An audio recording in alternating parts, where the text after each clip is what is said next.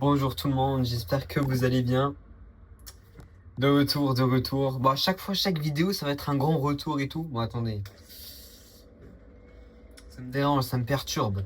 Là, faut vraiment être bien setup.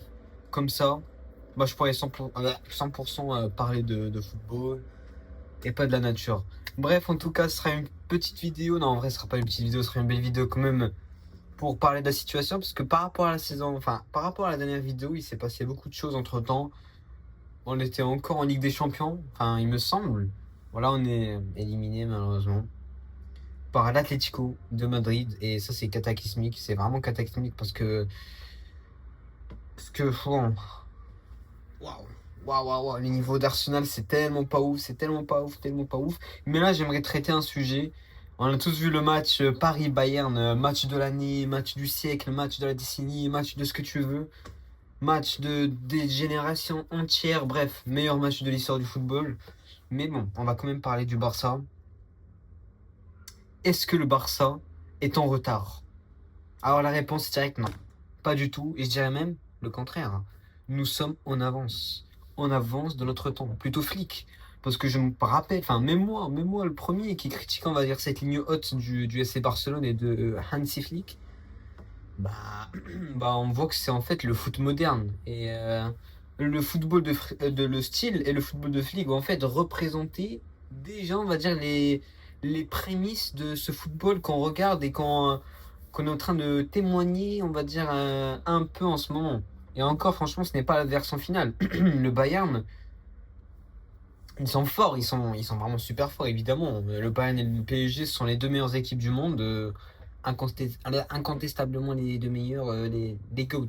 C'est le haut du palier, dans le panthéon du football et du beau football, surtout parce que bon, à tout moment, il y a Arsenal qui gagne la Ligue des Champions, et ça va être un corner à la 90e, mais évidemment que bon, ça va pas être du beau football.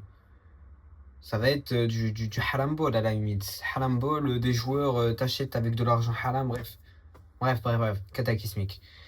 Et donc, bah, justement, bizarrement, bon, déjà, ce Bayern, on les a tapés la saison dernière. Tu vas pas me dire qu'en une saison, ils ont révolutionné leur football. Évidemment que non. C'est plutôt nous qui sommes devenus bien moins forts que la saison dernière. Déjà que la saison dernière, on avait beaucoup moins de blessés, on avait beaucoup de chance. Alors que cette saison, c'est cataclysmique niveau blessés. On n'a pas fait de recrues alors que les adversaires, bah, ils ont, enfin, bah, toutes les autres équipes, elles ont acheté, elles se sont développées à part le Real, qui, bah, lui, plutôt achète des joueurs pour être moins fort. Et tant mieux, hein, tant mieux. Mais après, bon, tant pis un peu parce que ça me donne pas envie de faire des vidéos, par exemple. Le Barça a déjà fini sa saison, donc à quoi bon poster une vidéo alors qu'il y a zéro enjeu? Le Real est tellement nul que nous sommes à 11 points. 11 points, les amis, 11 points. Et ça critique le Barça. Ça dit que nous sommes dans la catastrophe. Évidemment que nous ne sommes pas en catastrophe. Loin de là. La Ligue des Champions, évidemment. Les gens, ils disent, ça fait 12 ans, pas de Ligue des Champions. Ah, le Barça, oui, 12 ans. Et alors? C'est pas vraiment 12 ans. Alors oui, moi, je n'ai pas connu le Barça soulever la Ligue des Champions après 12 ans. Mais si on parle du Barça et des joueurs, ce n'est pas vraiment 12 ans. Puisque ce n'est plus le même effectif. Yamal, il n'était pas là il y a 12 ans. Pedri n'était pas là il y a 12 ans.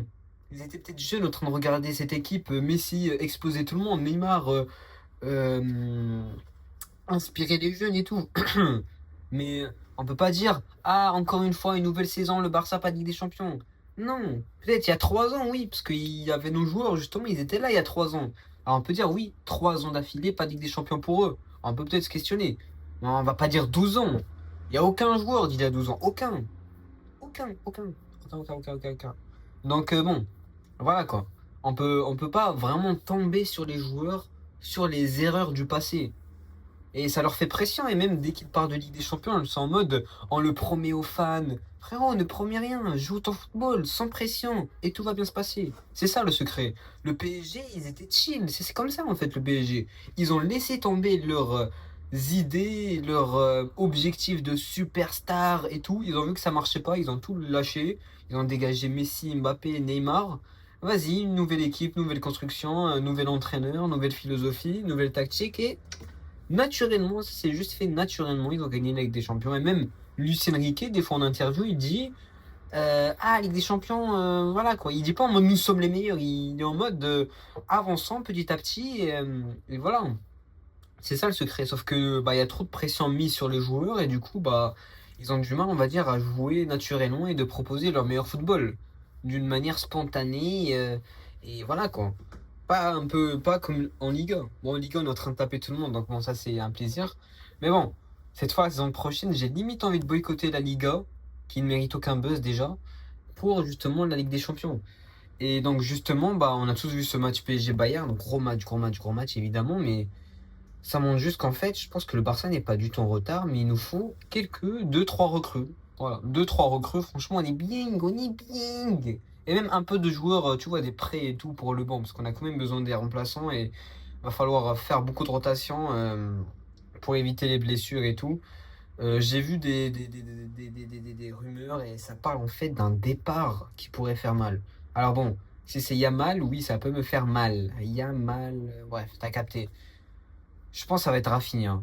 Alors peut-être l'info elle est fausse, mais je pense pas qu'on va signer par exemple un grand joueur comme Alvarez ou Joao Pedro sans sans aucun sacrifice. Donc ouais, je pense que Rafinha, il y a peut-être moyen qu'il parte. Et bon, ce serait mauvais évidemment, on cherche quand même à s'améliorer, pas à se dégringoler. Donc bon, évidemment que bon, on aimerait bien que Rafinha soit là quand même, sinon bon, voilà quoi.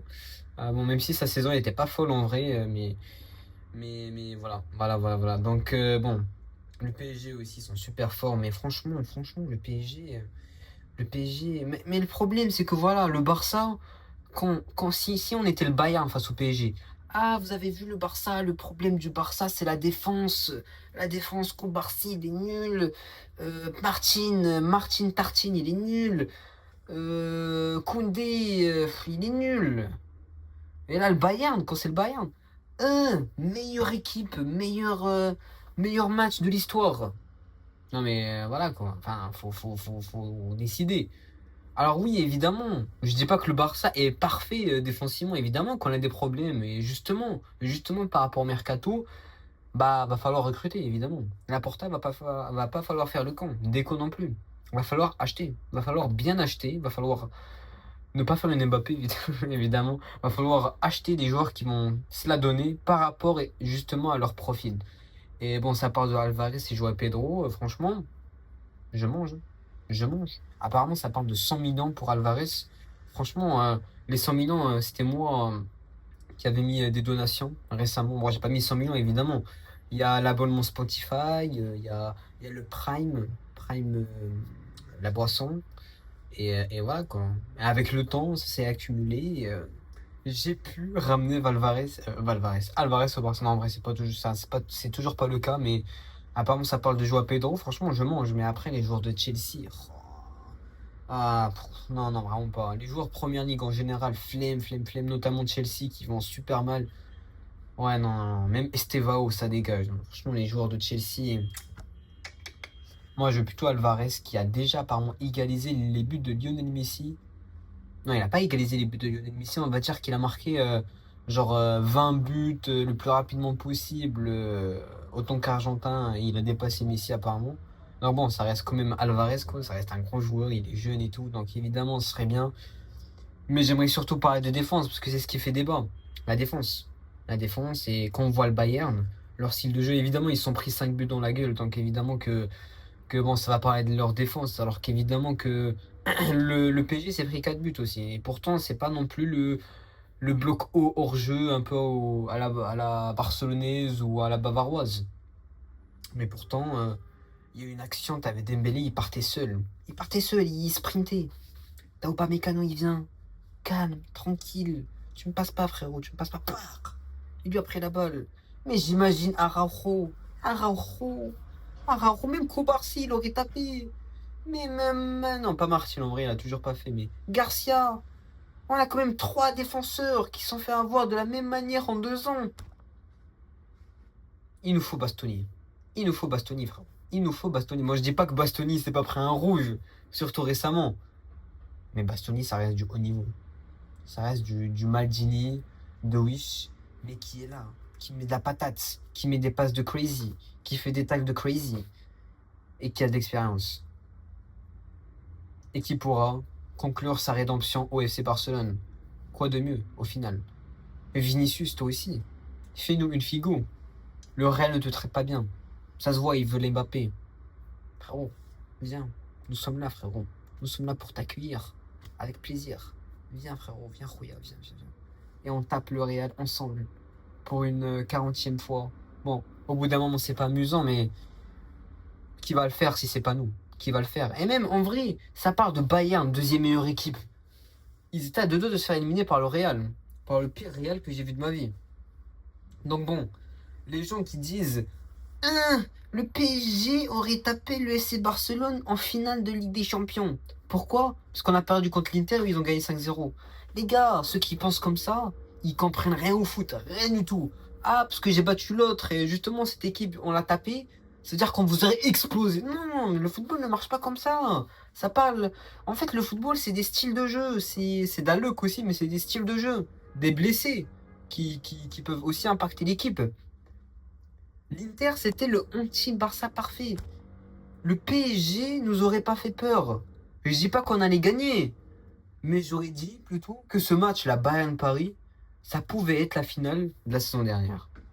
Oui, on aurait pris 5 buts par le PSG, mais on aurait mis 4. Et ça aurait peut-être pu être le contraire, parce que le Barça de cette saison, c'est pas le Barça de la saison dernière. On avait pas beaucoup de blessés, on va dire que les joueurs, ils étaient au top physiquement, contrairement à cette saison. Donc voilà quoi. Et le Bayern, on les a tapés la saison dernière. Et voilà quoi. En fait, je pense si je devais prendre un top 5 meilleure équipe, je pense que le FC Barcelone est troisième. Largement. Largement.